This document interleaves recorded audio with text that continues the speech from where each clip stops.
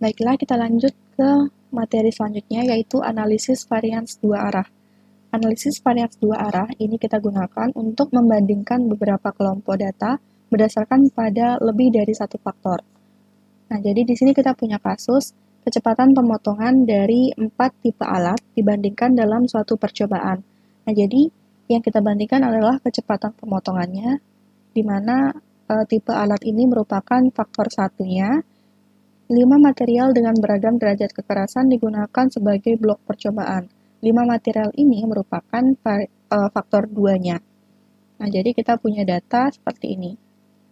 Cara membaca datanya yaitu tipe alat A untuk kekerasan material 1, kecepatan pemotongannya itu 12. Tipe alat B dengan kekerasan material 1, kecepatan pemotongannya yaitu 20. Begitu pula seterusnya. Jadi hipotesis yang akan kita gunakan ada 2, yaitu untuk yang perlakuan dan juga melihat perbedaan pengaruh bloknya.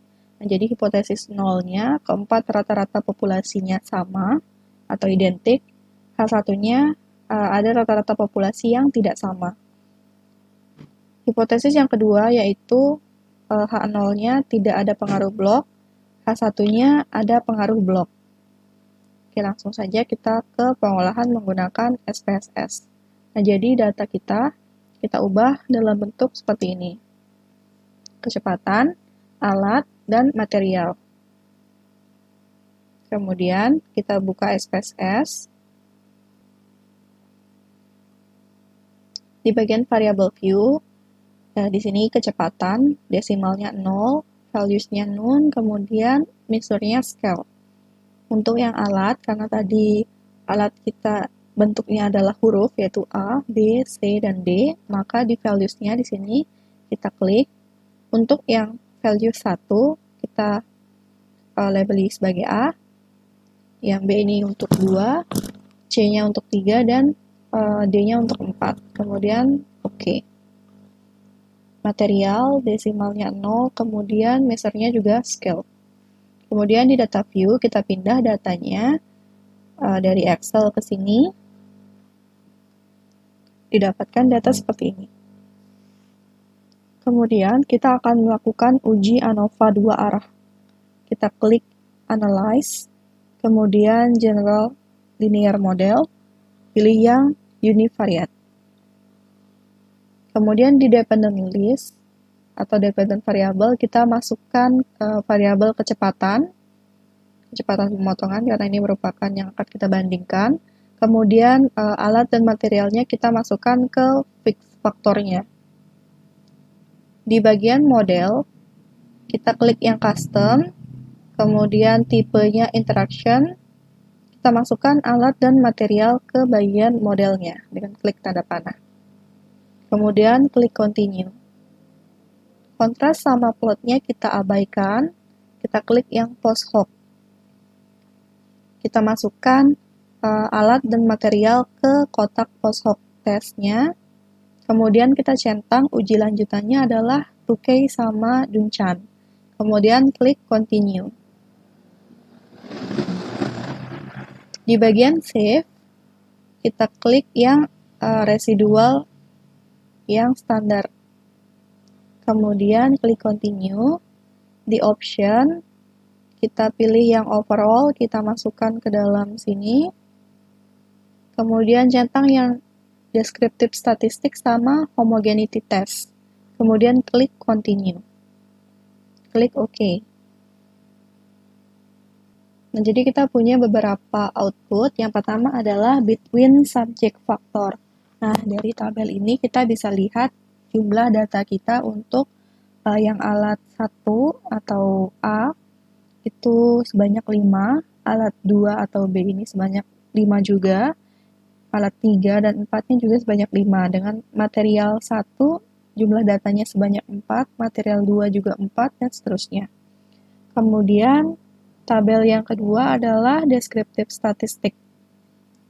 Nah, cara bacanya yaitu untuk alat A, material 1, min-nya adalah 12 dengan jumlah datanya 1. Kemudian untuk alat A dengan material 2, min-nya adalah 2, dengan jumlah datanya adalah 1. Begitu pula seterusnya, sampai total. Kemudian kita punya tabel yang ketiga, Levins test. Nah, jadi dari tabel ini kita bisa lihat bahwa nilai dari F sama nilai dari sig-nya ini tidak ada. Hal ini dikarenakan derajat bebas 2-nya di sini adalah 0, sehingga nilai F sama sig-nya tidak muncul. Kita lanjut ke tabel selanjutnya, yaitu test of between subject effect.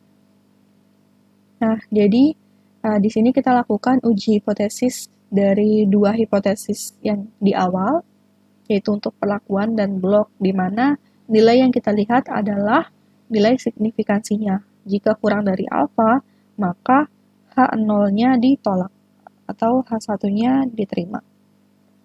Artinya terdapat perbedaan. Kemudian tabel selanjutnya adalah multiple comparison untuk yang alat.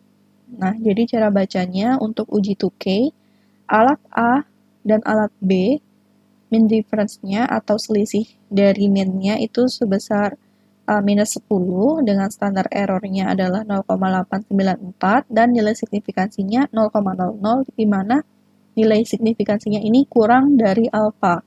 Artinya terdapat perbedaan rata-rata.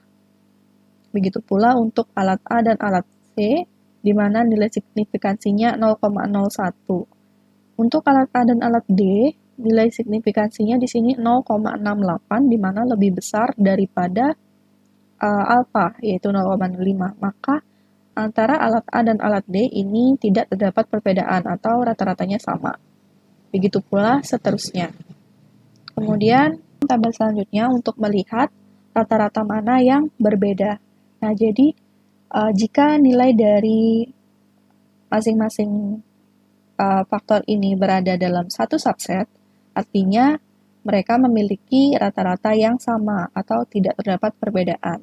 Nah, di sini kita bisa lihat untuk yang alat A sama alat D berada dalam subset 1, artinya alat A dan alat D ini rata-ratanya sama atau tidak terdapat perbedaan. Kemudian di subset 2 di sini alat C-nya sendirian, artinya alat C ini berbeda dengan alat A dan D dan alat B. Begitu pula dengan subset 3 di sini alat B-nya sendirian, artinya alat B ini berbeda di antara alat-alat yang lain. Begitu pula untuk yang Duncan, sama ya. Kemudian tabel selanjutnya adalah multiple comparison untuk yang material.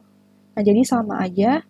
Untuk yang material 1 dengan material 2, nilai signifikansinya kurang dari alfa, artinya terdapat perbedaan. Kemudian material 1 dengan material 3, signifikansinya lebih besar dari alfa, artinya rata-ratanya sama atau tidak terdapat perbedaan. Nah, dapat pula dilihat dari nilai bintang di sini ya. Nah, jika ada bintang berarti rata-ratanya berbeda. Tabel selanjutnya, ini sama seperti sebelumnya. Untuk yang uji 2K, material 4 dan material 2 berada dalam satu subset, yaitu subset 1, di mana artinya bahwa material 4 dan material 2 ini tidak terdapat perbedaan, artinya mereka sama. Begitu pula untuk yang subset 2, di sini bisa dilihat bahwa material 5, 3, dan 1 ini berada dalam satu subset, artinya tidak terdapat perbedaan di antara ketiga material ini. Begitu juga dengan yang Duncan. Oke, sekian praktikum kita pada pagi hari ini. Semoga bisa dipahami. Jika masih ada yang dibingungkan, silahkan tanyakan melalui WhatsApp. Sekian dan terima kasih. Assalamualaikum warahmatullahi wabarakatuh. Selamat pagi.